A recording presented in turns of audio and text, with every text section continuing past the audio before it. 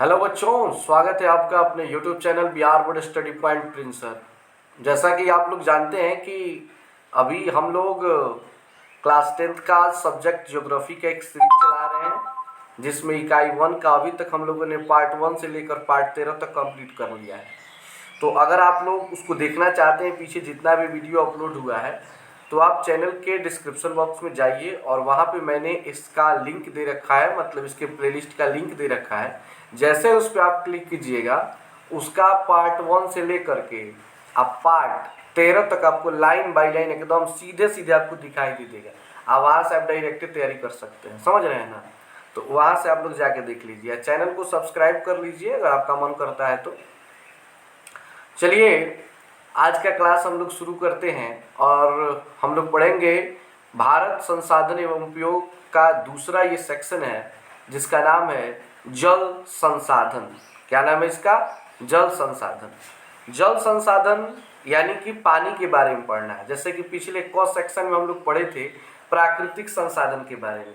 तो प्राकृतिक संसाधन में आपका जल संसाधन भी आ सकता है, क्योंकि ऊपर वाले ने, क्योंकि मिट्टी को अगर ऊपर वाले ने बनाया है तो पानी को भी हम लोगों ने तो नहीं बनाया, इसको भी ऊपर वाले ने ही बनाया है। लेकिन फिर भी जल संसाधन को यहाँ पे हम प्राकृतिक संसाधन के रूप में न पढ़ के अलग सेक्शन में हम लोग पढ़ेंगे, ठीक है।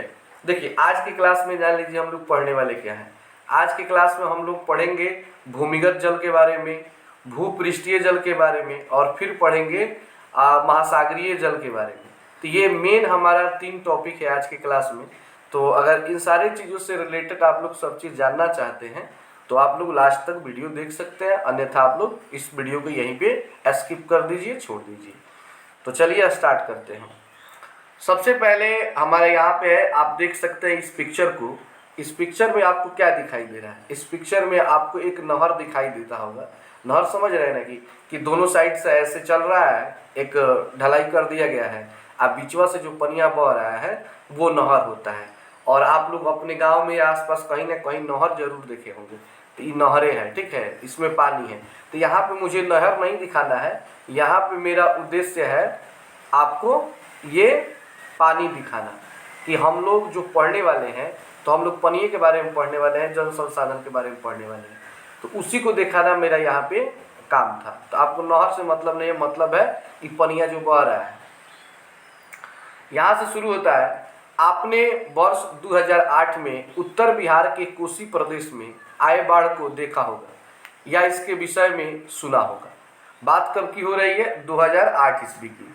उस समय कोसी नदी का नाम आप लोग सुने हैं। इसे बिहार का शोक कहा जाता है। बिहार का शोक कहने का अर्थ समझ रहे हैं कि बिहार में अगर दुख का अगर सबसे बड़ा कोई कारण कोई नदी है तो वो कौन सी नदी है? तो वो है कोसी नदी।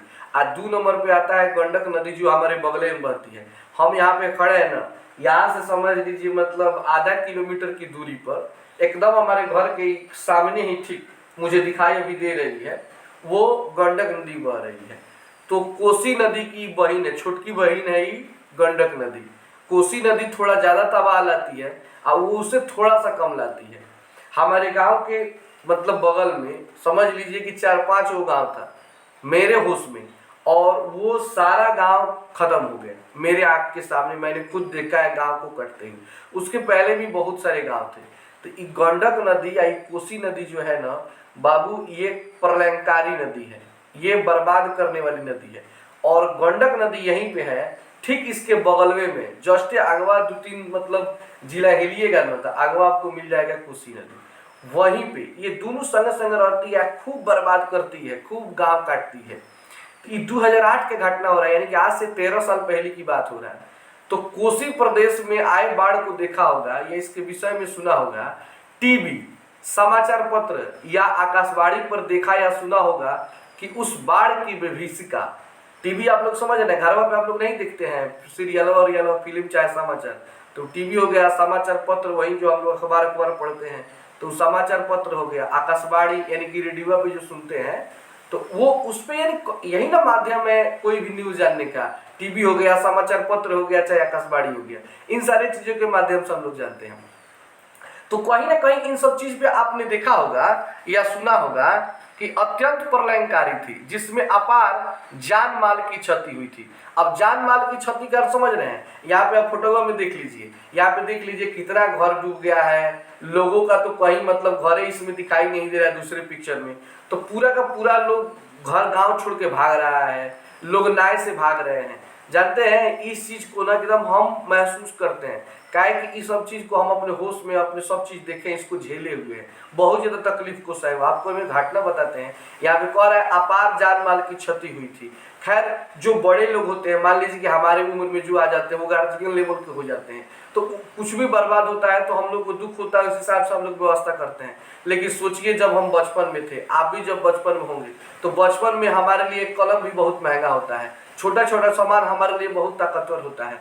तो मैं जब छोटा था ना, तो बात कर रही है कब की, 2004 की है। 2004 में हमारे गांव में एक बाढ़ आई थी। तो बता रहे उस बाढ़ की घटना कि हम क्या थे, चचार पर सोते थे। चचार समझ रहे हैं आप लोग, बिहार के हैं तो चचार समझते होंगे। चचारा मतलब बांस उसका काट उठ के बनाया जाता है, तो उसी पे हम सोए हुए थे। तो क्या हुआ कि रात को सोए और मेरे पास एक रेडियो था, फिलिप्स का रेडियो आता था। तो रेडियो बजा करके, और रेडियो का शौकीन मैं बहुत ज्यादा था बचपन से। पहले के टाइम में किसी घर अगर रेडियो हो ना, तो लगता था कि उसके घर पे स्कॉर्पियो गाड़ी है, उतना ज्यादा उसके पास मतलब तैस रहता था। तो हम भी अपने गांव में बड़ी वीआईपी बनते थे। क्या है कि हमारे पास क्या था, रेडियो था। और उसके बाद मेरे पास खूब एगो नया चप्पल खरीदाया था। पहले के टाइम में नया चप्पल नया कपड़ा खरीदना बहुत बड़ा बात था।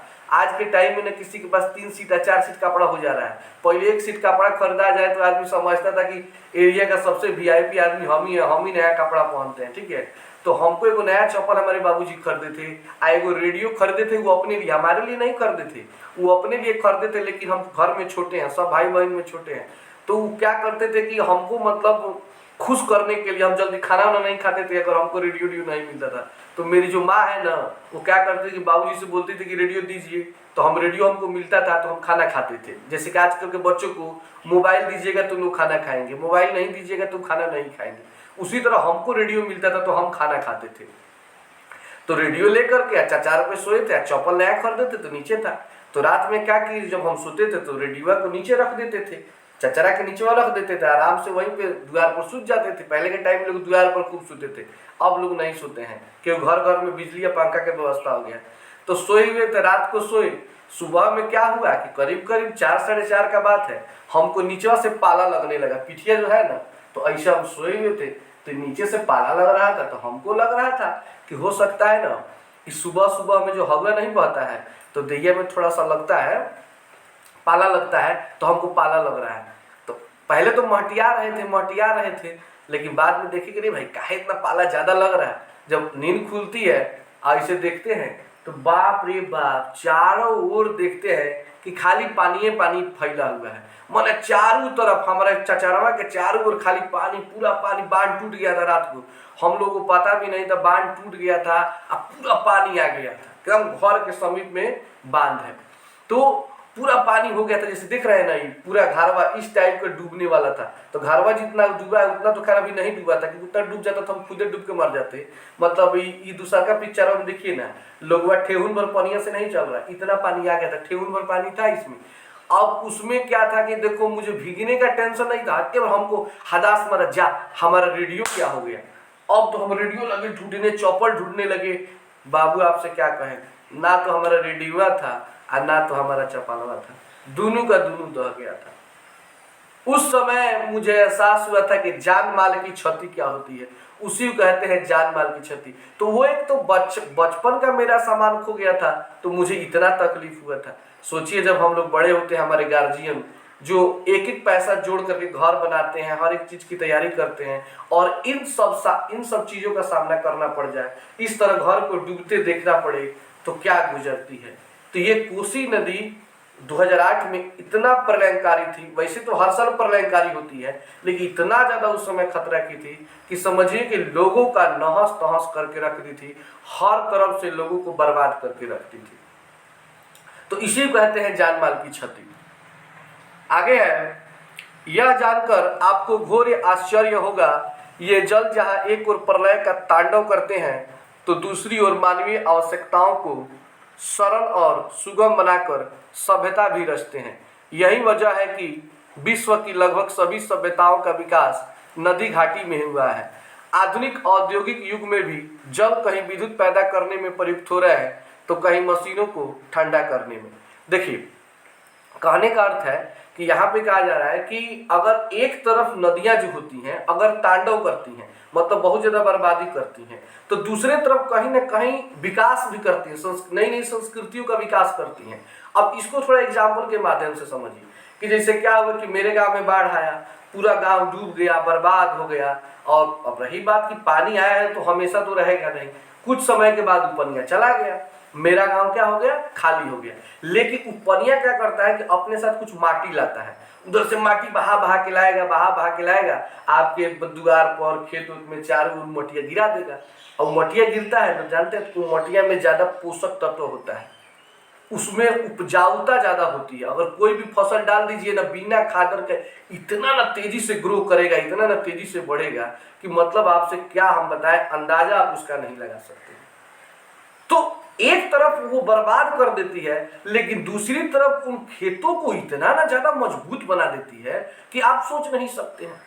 कोई भी फसल लगाइएगा ना, इतना मजा आएगा, इतना ना मजा आएगा कि बिना किसी खादर के, बिना किसी पोटास यूरिया छिड़कले बिना इतना ना ज्यादा फसल हो जाएगा कि मजा आ जाता है फसल को देख करके। तो वहीं कह रहे कि कोई भी सभ्यता का अगर विकास हुआ है ना तो नदी घाटी से हुआ है, क्योंकि एक तरफ ये तांडव करती है, मतलब एक तरफ पूरा बर्बाद कर देंगी, आपको हर तरह से खत्म कर देंगी, तो वहीं दूसरी तरफ क्या करती हैं, आपको विकास के मार्ग पर लेके जाती हैं, एक नई धारा की ओर लेकर जाती हैं। उससे अच्छा है कि विकास ना करे, उमटिया नहीं रहेगा नाव का तो खिवरिया पादर छीट के काम चला दिया जाएगा, आगे घर में बुड़ा देगी या पूरा का पूरा दहिए बर्बाद कर देगी, सब समझ में जियान कर देगी। तो मटिया रख के हम लोग क्या करेंगे, तो नहीं चाहिए माटी हमको, ठीक है ना। जैसा कि आपको पता है कि पृथ्वी का 3/4 भाग जल से ढका है, पृथ्वी का 4 भाग में 3 भाग पानी बैठा हुआ है, समझ रहे हैं। या एग्जाम्पल के तौर पे चलिए आपको हम बताते हैं, यहाँ पे थोड़ा ध्यान दीजिएगा। ये जो हमारा पेट है ना, बहुत बड़ा पेट है, वैसे इसमें नहीं आ रहा है, तो ये बहुत बड़ा पेट है। तो समझ लीजिए कि ये पूरा ये 4 भाग है, ये पानी है। इसका जो 3 भाग यानी ऊपर समझ लीजिए 1 भाग 2 भाग और 3 भाग, ये पूरा पानी है, समझ रहे हैं ना। और अंदरवा जो 1 भाग है वो क्या है, मिट्टी है। तो पृथ्वी का ये पूरा पृथ्वी है, गोल का पूरा पृथ्वी है, इसका 3 भाग पानी है, 1 भाग मिट्टी है, 1 भाग मिट्टी है, समझिएगा बात को। और इसमें से ये 3 भाग जो पेटवा भरी निकला हुआ, जो फैट है, जो मोटापुआ है, वो किसी काम का नहीं है, वो अंदर का जो 1 भाग है वही काम का है। उसी तरह ये पानी का भी सिस्टम है। 3 भाग जो पनिया है ना वो खारा है, समुद्र का पानी, उसको आप पी भी नहीं सकते हैं, उसका कोई यूज भी आप जल्दी नहीं कर सकते हैं बढ़िया से यूज, तो वो अंदर वाला 1 भाग ही हो रहा है। तो 3/4 भाग जल से ढका है, यानी कि 4 भाग में 3 भाग किससे ढका हुआ है, पानी से ढका हुआ। उसी तरह मेरा पेट का 3 भाग फैट से ढका हुआ है, इतना ना मोटापा है कि पूरा का पूरा पेट में निकल गया, फैटवा जमा हो गया है। लेकिन अधिकांश जल जो है वो लवणीय है। लवणीय होने का अर्थ समझ रहे हैं आप लोग, लवणीय होने का अर्थ हुआ कि नमक यानी खारा है। अधिकांश भाग लवणीय है यानी खारा है, जिसको आप पी नहीं सकते, पीने के पानी में यूज नहीं कर सकते हैं। सब्जी बनाइएगा, इस पनिया को डाल दीजिएगा तो नमक के लगेगा, खाइएगा तो खाली मुंह में नमके खा रहे हैं, नमके खा रहे हैं, समझ रहे हैं ना, वो खाली नमके है। स्वच्छ जल यानी कि पीने वाला जल सतही अपवाह और भूमिगत जल से प्राप्त होते हैं। अब जो आप पनिया पीते हैं, चाहे हम लोग पानी पीते हैं, तो पनिया आता कहाँ से है, तो वो पानी आता है आपके भूमिगत जल से। भूमिगत जल समझते हैं ना, अंडरग्राउंड वाटर। कितना लोग समझते हैं, मेरा मतलब एक बार की बात है, क्लास में हम पढ़ा रहे थे इसी चैप्टर को, तो हम बोले ना कि भूमिगत जल जिसको अंग्रेजी में कहते हैं अंडरग्राउंड वाटर, तो खड़ा होकर पूछा, कुछ देर के बाद पूछा कि सर और क्या समझा रहे थे अंडरगारमेंट के बारे में, मारे में क्या था, अंडरगारमेंट होता है बताइए, और अंडरग्राउंड को अंडरगारमेंट कहता है, अंदर का कपड़ा कहता है। तो वो मत समझिएगा, अंडरग्राउंड मतलब जमीन के अंदर का जो पानी होता है ना उसको कहते हैं अंडरग्राउंड, यानी भूमिगत जल बोलते हैं। तो जो पनिया हम पीते हैं ना वो जमीन के अंदरवा से आता है, जो कालवा चला चला के निकालते हैं, तो वो अंदर से आता है, समझ रहे हैं बात को। तो भूमिगत जल हम लोग पीने के काम में यूज करते हैं। इन स्रोतों का सतत नवीकरण, सतत मतलब पता है कंटिन्यू, लगातार, और नवीकरण मतलब कि जिसका हम प्रयोग बार बार कर सकते हैं, और पुनर्भरण जलीय चक्र द्वारा होता है। यानी कि मान लीजिए कि हम कलवा चलाते हैं, इसे कल को हम चला रहे हैं और अपने इस बोतल में पानी को भर रहे हैं, तो पनिया आखिर वो जमीन से निकल रहा है, तो आखिर वो जमीनों में पनिया आ कहाँ से रहा है? ऐसा थोड़ा एक उत्पादन उसका हो रहा है, लगातार उत्पादन हो रहा है। अब उसमें होता क्या है कि बरखा जो होता है, जैसे कि आज मैं अभी वीडियो बना रहा हूँ तो अभी खूब बारिश हो रहा है, ये चक्रवात आया हुआ है, आप लोगों को ही पता होगा। ये 27 तारीख से 30 तारीख में और 30 तारीख या 29 तारीख तक सरकार ने गाइडलाइन जारी किया है। तो ये पनिया जो ऊपरवा से होता है, तो ये पनिया जाता है कहाँ पे? जमीनवा के अंदर, और जमीनवा से क्या करता है कि हम लोग उसको यूज करते हैं। फिर धूप निकलता है, यानी कि सूरज भगवान निकलेंगे और उसको क्या करेंगे? अवशोषित करेंगे, यानी कि वाष्पीकरण के माध्यम से उसको ऊपर लेके जाते हैं और फिर उसको नीचे बरसाते हैं। तो पनिया जो नीचे से ऊपर जाता है और ऊपर से जो नीचे आता है, ऊपर से नीचे, नीचे से ऊपर, ये जो प्रक्रिया चलती रहती है, तो इसको बोलते हैं जल चक्र। इसको क्या बोलते हैं? जल चक्र बोलते हैं। कि जल का एक चक्र बना हुआ है, ऊपर से नीचे, ऊपर से नीचे, ऊपर से नीचे ऐसे चलेगा। तो ये जल चक्र के माध्यम से भूमिगत जल की हमें प्राप्ति होती है और तब हम लोग पानी पी करके काफी रिलैक्स फील करते हैं। आजकल आप लोग ज्यादा गर्म पानी पीजिए, कोरोना का टाइम है, तो डॉक्टर का सलाह यही है कि हम लोग ज्यादा से ज्यादा गर्म पानी पिए, फ्रिज का पानी न पिए। एक नया आपको संदेश भी मिल गया। जल चक्र गतिशील होते हैं। जल चक्र जो होता है गतिशील होता है, मतलब एक जगह नहीं रहता है, वो चलते रहता है। मतलब ये प्रक्रिया जो होती है कहीं बंद नहीं होती है। यानी पानी ऊपर से नीचे गिरेगा तो नीचे से ऊपर जाएगा, नीचे से गिरे ऊपर नीचे, ऐसे ये प्रक्रिया हमेशा चलती है। लेकिन इतना ना धीरे धीरे होता है ना कि हम लोग को पता नहीं चल पाता है। यही कारण है गतिशील होता है, जिसके कारण जल का नवीकरण निर्बाध्य गति से होता है। मतलब कि निर्बाध्य मतलब होता है जिसमें कोई बाधा नहीं होता है, ये कंटिन्यू होते चलता है, जिसके चलते हमें जल की कमी जल्दी नहीं होती है, काम चल जाता है। यही कारण है कि यह एक नवीकरणीय संसाधन, इसलिए हम जल को क्या बोलते हैं? एक नवीकरणीय संसाधन बोलते हैं। नवीकरणीय संसाधन जो पिछले क्लास में हम पढ़ा चुके हैं कि मतलब वो जो समाप्त हो, जिसका प्रयोग हम बार बार कर सकते हैं, उसको हम लोग कहते हैं नवीकरणीय संसाधन। फिर भी विश्व के अनेक देश या क्षेत्र प्यासे हैं। मतलब कि अभी पानी, जैसे ये देखिए ऊपर क्या हो रहा है इस पिक्चर में, आप लोग देखेंगे, थोड़ा सा समझेंगे।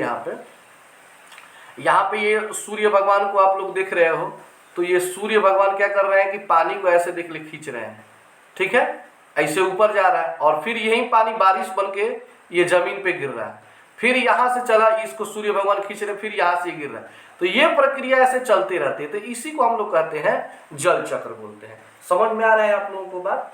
तो जल चक्र का अर्थ वही हुआ कि नीचे से ऊपर और ऊपर से नीचे पानी का आना जाना ही क्या कहलाता है? जल चक्र कहलाता है। और इसी जल चक्र के चलते भूमिगत जल बनता है, यानी कि अंडरग्राउंड वाटर बनता है, और उसी को हम लोग क्या करते हैं? पीते हैं। देखिए इतना ना याद करवा दिया कि हम भी अंडरग्राउंड की जगह अंडरगारमेंट ही बोल रहे हैं। तो समझ में आ रहा होगा बात? चलिए अब हम लोग देखते हैं जल का स्रोत, कि जल का स्रोत कहाँ से है, आखिर ये पानी कहाँ से आता है, हम कैसे उसका यूज करते हैं, इन सारी चीज़ों के बारे में हम जानते हैं। तो अगर आप चैनल पे नए हैं तो चैनल को सब्सक्राइब करके बेल आइकन दबाइए, वीडियो को लाइक कीजिए। अब इसके बाद हम देखिए इतना ही कहेंगे, ये लास्ट मेरा है कहना कि आपका मन करेगा तो कीजिएगा, मन करेगा मत कीजिएगा, मन करे तो शेयर कीजिएगा चाहे मत कीजिएगा, ये आपके ऊपर है। हमारा काम है पढ़ा देना, हम पढ़ा देंगे। जल के स्रोत, पृथ्वी के अधिकतर स्तर पर जल की उपस्थिति के कारण पृथ्वी को नीला ग्रह यानी कि ब्लू प्लेनेट की संज्ञा दी गई है। देखिए पृथ्वी को कहा जाता है नीला ग्रह। ये क्वेश्चन आप लोग हमेशा याद रखिएगा, कई बार एग्जाम में पूछा गया है कि नीला ग्रह किस ग्रह को कहा जाता है, तो आप कहेंगे पृथ्वी, क्योंकि पृथ्वी भी एक ग्रह है, इसको हम लोग नीला ग्रह कहते हैं, ब्लू प्लेनेट कहते हैं। अच्छा, नीला ग्रह कहने का कारण आपको हम बताएंगे, लेकिन फिलहाल थोड़ा सा यहाँ पे नीला ग्रह के बारे में एक बात है। तो आप लोगों ने शंकर जी को देखा, शंकर जी का ये कांठवा है ना, यहाँ कांठवा दिख रहे हैं, हाई कांठवा उनका पूरा नीला रंग का है। काहे नीला रंग का है आप लोग को पता है? नीला रंग होने का कारण है ना कि जब समुद्र मंथन हो रहा था, समुद्र मंथन माने देवता लोग और राक्षस लोग ऐसे मोह रहा था, दोनों साइड से खींचा खींची हो रहा था, किस चीज का? समुद्र मंथन में अमृत के लिए। तो उसमें से सबसे पहले जौहर निकला था, विष निकला था, सब देवता दानव सब भाग गया था, ठीक ना? कौन पिएगा कौन पिएगा, जो पिएगा वो मर जाएगा। तो हमारे भोला जी यानी शंकर जी, जिनको भोला कहा जाता है, उन्हीं को दिया गया कि सारा बाउल का चीज आप ही ले लीजिए। वो बेचारे उसको पी गए, उसको अंदर लेकर नहीं गए थे, न तो अंदरवा जाता न तो कोरोना की तरफ फेफड़वा सड़ा के खत्म कर देता। तो कंठे में रख लिए, भगवान है वो रख लेंगे, ठीक है ना। तो यहाँ पे उसको रख लिए थे, जिसके चलते ने इनका कंठवा नीला हो गया था, समझ रहे हैं। तो उनको नीलकंठ कहा जाता है। क्या कहा जाता है? नीलकंठ कहा जाता है। उसी तरह पृथ्वी को नीला ग्रह कहा जाता है, ब्लू प्लेनेट कहा जाता है, याद रखिएगा। क्यों कहा जाता है? तो पानी के कारण। यह जीवों की उत्पत्ति का एक महत्वपूर्ण कारक है। यहाँ जल स्रोत विभिन्न रूपों में पाए जाते हैं। अब पृथ्वी पर जो जल पाया जाता है तो वो कई रूपों में पाया जाता है। अब कौन कौन से रूप है तो चलिए जानते हैं। सबसे पहले पाया जाता है भूपृष्ठीय जल। भूपृष्ठीय जल का अर्थ हुआ कि अर्थ सरफेस वाटर, यानी कि जमीनवा के ऊपर जो पनिया होता है ना, जैसे कि मान लीजिए आप कालवा उलवा चलाते हैं तो आपका एक कालवा जहाँ से पनिया गिरता है वो बना देते हैं गुड़िया। तो गुड़िया में जो पनिया हम लोग डालते हैं, डालते नहीं मतलब उसमें जाता है, चाहे गाढ़ा पोखरा वोखरा देखे होंगे, उसको कहते हैं भूपृष्ठीय जल। यानी कि जमीन के ऊपर वाला जो पनिया होता है उसको भूपृष्ठीय जल बोलते हैं। और दूसरा है भूमिगत जल, जो जमीन के अंदर है, जो अभी हम बताए थे अंडरग्राउंड, यानी कि जमीन के अंदर जो पानी है जिसको हैंडपंप के माध्यम से हम लोग बाहर निकालते हैं और उसका पीने के रूप में प्रयोग करते हैं, तो भूमिगत जल है। तीसरा है वायुमंडलीय जल, यानी कि हवा में जो पनिया रहता है ना, जैसे बारिश होता है तो वो है वायुमंडलीय जल। और चौथा है महासागरीय जल, यानी समुद्र में जो जल होता है ना उसको महासागरीय जल कहते हैं। लेकिन हम लोग यूज करते हैं दुइयों का, भूपृष्ठीय जल या भूमिगत जल। भूमिगत जल को हम पीने में यूज करते हैं, खेत का पटौनी उटौनी में करते हैं। अब भूपृष्ठीय जल का हम लोग बिजली उत्पादन करने में, चाहे मान लीजिए कि खेत के पटौनी में अगर कहीं पे पानी जमा है तो वहाँ पे बोरिंग लगा देते हैं। अब बोरिंग में लगा पाइप वहाँ से पानी खींच करके दूसरे जगह खेत में पटौ देते हैं। तो ये दो चीज का ज्यादा हम लोग यूज करते हैं, एक भूपृष्ठीय जल और एक भूमिगत जल के बारे में। ये वायुमंडलीय जल महासागरीय जल का मेन रूप से आदमी कृत्रिम तरीके से नहीं करता है। जल भंडार को ध्यान में रखा जाए तो महासागर सबसे बड़े जल संग्रहण केंद्र होते हैं, सही बात है। अगर सबसे ज्यादा कहीं पे पानी इकट्ठा होता है तो कहाँ पे होता है? भूमिगत जल, भूपृष्ठीय जल, पौन वायु जल, वायुमंडलीय जल जो है और महासागरीय जल, चारों में से सबसे ज्यादा अगर पनिया कहीं पे इकट्ठा रहता है तो कहाँ पे रहता है? समुद्रों में रहता है। देख लीजिए कितना पानी है, देख रहे हैं ना। आप लोग बचपन में खेलते होंगे घुघु रानी कितना पानी तो ढेतना पानी, घुघु रानी कितना पानी तो मुड़ी पर ले आ जाला, ठीक नहीं। तो कहने का अर्थ यही है कि महासागर में जो पानी होता है वो सबसे ज्यादा होता है, तो उसको बड़ा जल संग्रहण केंद्र कह सकते हैं। और इसे जलधि की संज्ञा दी गई है। इसको देखिए अंडरलाइन कर लीजिएगा, पूरा घेर लीजिए, रेड कलर जाए उसको अंडरलाइन जरूर कीजिए, सब ऑब्जेक्टिव होता है। क्वेश्चन पूछ देगा कि जलधि की संज्ञा किसे दी गई है तो कहेंगे महासागरीय जल को। किसको कहेंगे? महासागरीय जल को जलधि की संज्ञा दी गई है। हमारे जीवन में भूपृष्ठीय और भूमिगत जल का ही प्रत्यक्षता उपयोग होता है। प्रत्यक्षता मतलब होता है डायरेक्ट। अगर हम लोग अपने जीवन में डायरेक्ट किसी चीज का यूज करते हैं, डायरेक्ट पीने के रूप में यूज करते हैं, तो किसका यूज करते हैं? तो दुई को चीज का अभी बताया है, भूपृष्ठीय जल चाहे भूमिगत जल का यूज करते हैं। बाकी और दो है ना, उसका यूज हम लोग डायरेक्ट नहीं करते। कौन पीता है समुद्र का नमक वाला पानी? आपको एक गिलास नमक डाल करके एक लोटा पानी मिला करके दे दिया जाए पीने के लिए, पी लेंगे, वहीं पर मुंह फेंकना शुरू कर दे, क्योंकि बर्दाश्त नहीं होगा। अतः इन दोनों स्रोत का वर्णन किया जा रहा है। अब आइए दोनों के बारे में जानते हैं, भूपृष्ठीय जल और भूमिगत जल के बारे में। भूपृष्ठीय जल कहता है कि धरातल पर भूपृष्ठीय जल का मूल स्रोत वर्षण है। वर्षण मतलब होता है बारिश। अगर जमीन के ऊपर पानी आपको पोखरा में, तालाब में, चाहे नाली उली में दिखाई देता है तो पानी आता कहाँ से? तो सबसे ज्यादा उसका जो पानी आने का कारण है तो वो है वर्षण है। वर्षण मतलब बारिश है। वर्षण का लगभग 20% भाग वाष्पित होकर वायुमंडल में चला जाता है। अब देखिए क्या होता है कि जब जैसे पनिया गिरा तो उसका 100% पानी का 20% पानी, यानी कि मान लीजिए कि 10 लीटर पानी गिरा, कितना? 10 लीटर पानी बारिश से गिरा जमीन पर। अब उसका 20% आप लोग निकाल लीजिए, तो उसका करीब करीब आपका 10 लीटर का 10% हो जाएगा 1 लीटर, 2 लीटर पानी समझ लीजिए कि पानी खींच करके सूर्य ऊपर लेके चला जाता है। 80% जो पनिया बच जाएगा 8 लीटर तक, समझ रहे हैं ना, तो वो क्या होगा कि जमीन में पे रह जाएगा, ऊपरे दिखाई देगा और कुछ धीरे धीरे भूमिगत यानी जमीन के अंदर चला जाता है। तो जमीन के अंदर जब चल जाता है वो भूमिगत जल हो जाता है। अब कुछ अंश भूमिगत हो जाते हैं, जबकि अधिकांश भाग नदी नालों, झील, तालाबों तथा ताल तलैया में मिल जाते हैं। शेष जल सागर एवं महासागरों में जा मिलते हैं। आप लोग सब समझते हैं झील तालाब, लेकिन ताल तलैया का फोटो मैंने लगाया, देख लीजिए। ताल तलैया मन एक टाइप का पोखरा है कि चारों तरफ से पेड़ पौधा घास उस जमा हो और ये बीच में पानी हो, जमा हो जाता है बारिश वारिश का पानी, तो इसी को ताल तलैया कहा जाता है। उपरोक्त ये सभी भूपृष्ठ पर पाए जाने वाले जल भूपृष्ठीय या धरातलीय जल कहते हैं। ये भी याद रखेंगे आप लोग कि भूपृष्ठीय जल को धरातलीय जल कहते हैं। भूपृष्ठीय जल को क्या कहते हैं? धरातलीय जल भी कहते हैं। समझ रहे हैं ना? तो इस टाइप का सीन आप लोग कई जगह देखे होंगे, अगल बगल आप लोग। अभी तो बारिश हो रहा है तो हर जगह आपको आगे पीछे दिखाई दे देगा, ठीक है ना। और दूसरा है भूमिगत जल। तो भूमिगत जल का अर्थ हो गया ना कि वर्षा जल के धरातलीय छिद्रों से रीस रीस कर कठोर शैलीय आवरण पर जमा जल भूमिगत जल कहलाता है। मैंने कहा होगा ना, जैसे कि मान लीजिए बोतल है, अब बोतलवा से ऐसे पानी गिर रहा है, अभी बारिश हो रहा है, तो ये हाथवा में मान लीजिए कि छेद है हमारा, तो हाथवा में से रीस रीस के जनक हमने कहे नहीं, सीरी सीरी के मैंने सीरा खा करके धीरे धीरे धीरे धीरे धीरे धीरे चला जाएगा नीचे। ऊपर से बारिश हो रहा है और धीरे धीरे धीरे धीरे धीरे धीरे ये नीचे जा रहा है। समझ रहे हैं ना बात को? नीचे जा रहा है तो वो जमीनवा के अंदरवा चला जाएगा, तो इसको हम लोग कहेंगे भूमिगत जल कहेंगे। क्या कहेंगे? भूमिगत जल कहेंगे। इस जल के भंडारण में भूपृष्ठीय जल का भी योगदान होता है। अब कहने का अर्थ है कि आखिर भूमिगत जल बनता है तो भूपृष्ठीय से ही ना ज्यादा बनता है, क्योंकि ऊपर पानी गिरेगा तो पानी नीचे जाएगा तो हो जाएगा भूमिगत जल। अर्थात दोनों माध्यम से जल रिस कर बड़े मात्रा में भूगर्भ में एकत्रित हो जाते हैं। भूगर्भ में मतलब जमीन के अंदर में जाके इकट्ठा हो जाते हैं। इस प्रक्रिया से एकत्रित जल भौम जल के नाम से जाना जाता है। तो हम लोग भूमिगत जल को भौम जल के नाम से भी जानते हैं। तो अब आप लोग क्लियर समझ पाए होंगे कि भूमिगत जल क्या है और भूपृष्ठीय जल क्या है, महासागरीय जल क्या है। इन सारे चीज को आप लोग क्लियर कर चुके होंगे। इसका अगला पार्ट आपको फिर से मिलेगा। तो आज के लिए इतना ही। धन्यवाद।